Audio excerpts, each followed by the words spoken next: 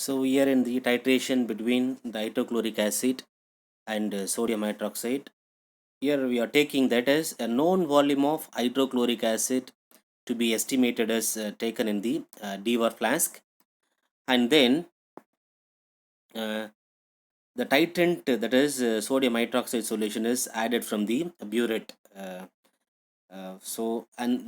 Burette, and the temperature is recorded uh, for the different volumes by using recorder, and according to the volume of the titrant added, and the plot of the thermogram is between the temperature and the volume of the titrant added is plotted. Here the neutralization point is indicated by the sharp inflection point, that is here we have this is the sharp inflection point, and A to B, here the little changes, and this is called the sharp. After that we have the reactions. Here we have the complete reactions, and this indicates that this equivalence point indicates that the end point. So by using this end point, we can calculate the volume of sodium hydroxide from this plot. By using the volume of NaOH needed to titrate or to neutralize the hydrochloric acid, from that volume we can calculate the concentration of the hydrochloric acid needed for the uh, hydrochloric acid. How much of the NaOH needed to titrate against HCl, and how much volume as needed for this particular temperature changes. And here is the heat of neutralization of a fully dissociated acid with a fully dissociated base is approximately the minus 56 kilojoule per mole. And we shall take another example as between the titration between boric acid and sodium hydroxide. It also the same trend is followed in here. This is also called as the thermometric titrimetry. It is the boric acid versus the sodium hydroxide titration is the one of the few methods of the titration, but it is not based on solely on consideration of the free energy change, that is delta G, and the and hence on the equilibrium constant of the reaction. Um, so that is here this titration between the boric acid versus NaOH, so not based on the change of the free energy, so that here the change in enthalpy is measured, and not be able to measure the change in free energy, that is not delta J is measured in this method. So hence this titration may give useful results even when delta J is 0 or positive. So here we have taken the example, that is boric acid versus NaOH.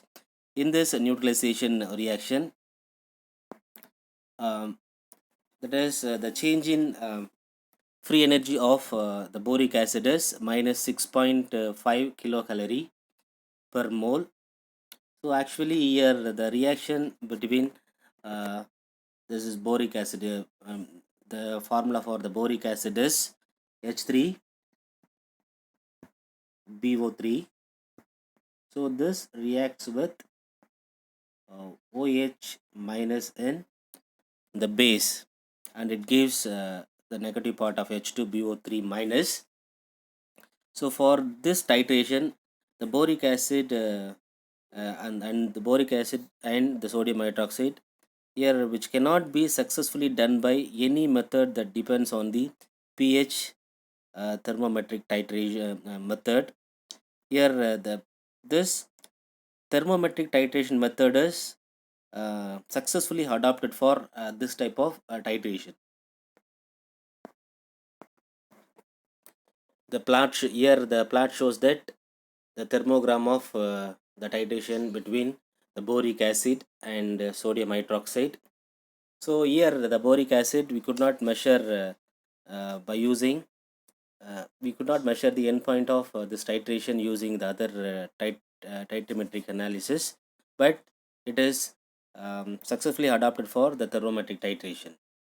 And another one application of thermometric titration is here the titration of um, that is the titration between the mixture of calcium and magnesium with EDTA. Here in this titration, um,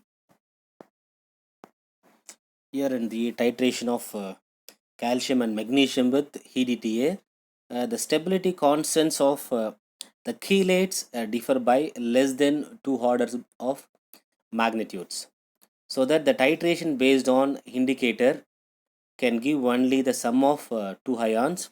However, for the reaction of magnesium with EDTA, the enthalpy is the enthalpy change or the enthalpy is plus 5.5 kilocalorie per mole, whereas that for the calcium ion reaction is minus 5.7, that is 23.4 kilojoule per mole. In for magnesium it is 5.5 kilocalorie per mole, that is plus 20.1 kilojoule per mole.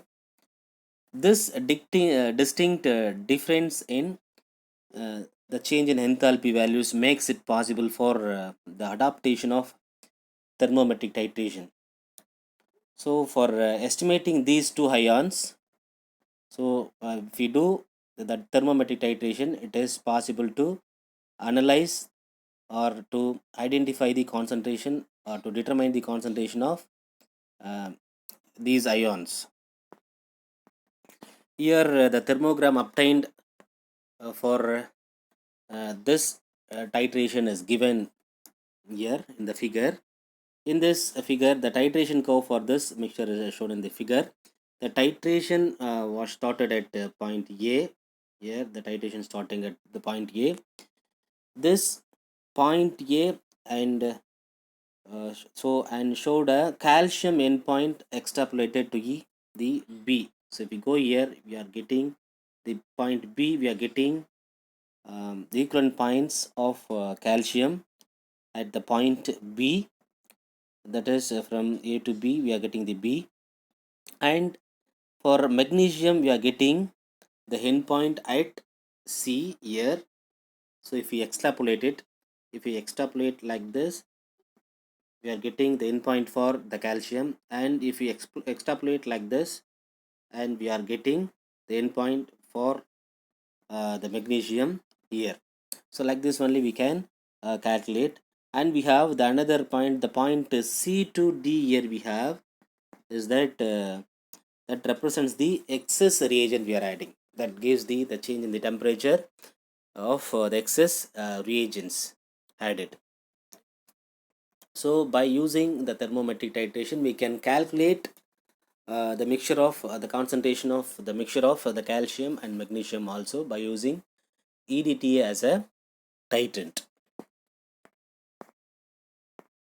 And we have some more applications, some applications of thermometric analysis. They are here already we know that.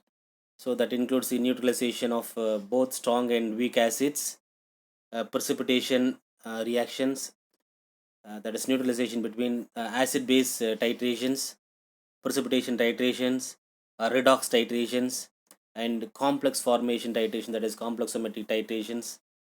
So this titration can be carried out in aqueous or non-aqueous mediums also. And besides, in water titration have been reported in acidic acid, carbon tetrachloride, benzene, and nitrobenzene. Here, the precision of the thermometric titration is usually plus or minus 1%. So that it is very useful types of titration to analyze the concentration of the ions present in the solution.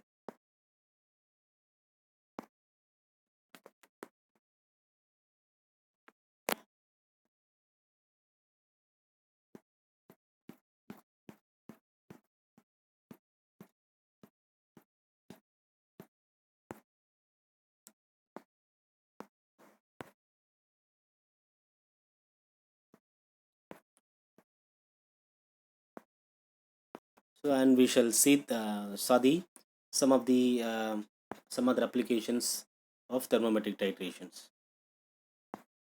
Thank you.